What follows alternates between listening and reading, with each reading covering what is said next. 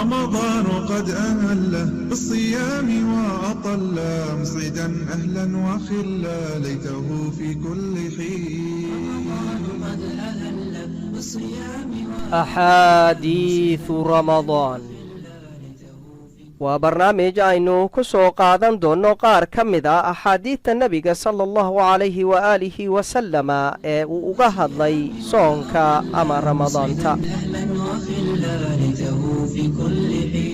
عن سهل بن سعد أن رسول الله صلى الله عليه وسلم قال: لا يزال الناس بخير ما عجلوا الفطر متفق عليه.